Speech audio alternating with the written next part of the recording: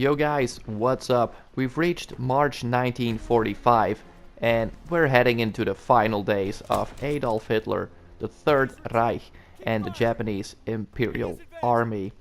After the lost Battle of the Bulge in the Belgian Ardennes, Hitler had no option left but to blow up every important bridge leading to Germany. This meant the railway bridge leading over the Vistula River in the east, but also the Ludendorff Bridge, the most vital bridgehead across the Rhine River in northwest Germany. The Ludendorff Bridge could not be lost to the Allied forces, and therefore it just had to be destroyed. Engineers had already wired the bridge with explosives, but they saw a problem with the detonation. Only a part of the explosives blew up. The problem could not be solved in time to hold back USA's tanks on the west side of the river, and with the bridge fully operational and unharmed, everyone was granted a safe passage. All of this took place during the Battle of Ramagan from March 7th until March 25th, with Belgian soldiers helping the US troops. And believe me, the Germans had tried. Every single weapon at Germany's disposal was used to try and destroy the bridge. Howitzers, mortars, mined boats, a railroad gun, floating mines, and a 540mm super heavy mortar. USA responded by putting up the biggest concentration of anti-aircraft weapons during World War II. More than 100 German aircraft were shot down.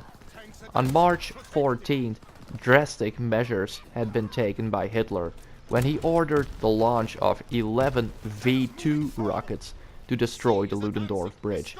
6 Americans and a number of German citizens were killed, but the bridge was not harmed. A squad of 7 naval demolition swimmers were deployed as well, but USA used a top-secret canal defense lights system, successfully detecting the 7 frogmen, who were all killed or captured. Also, Japan continued its hardcore resistance with the capture of Iwo Jima on March 16th, after having captured Vietnam from Vichy France.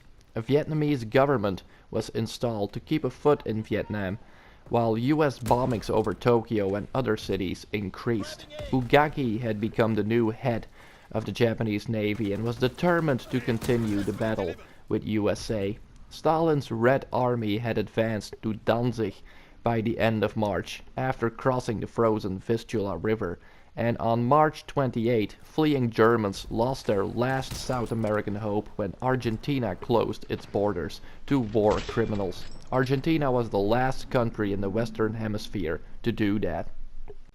On March 31st, Eisenhower asked Hitler to surrender, but the Führer refused. Even Heinrich Himmler, Hitler's right-hand man, would flee the scene and would try to escape.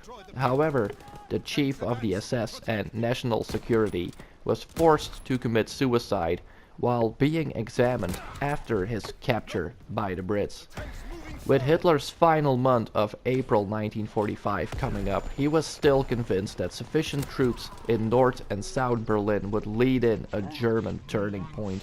Many citizens still believed in the victory, some of them didn't, and looked for shelter. See you on the next one, guys. Peace.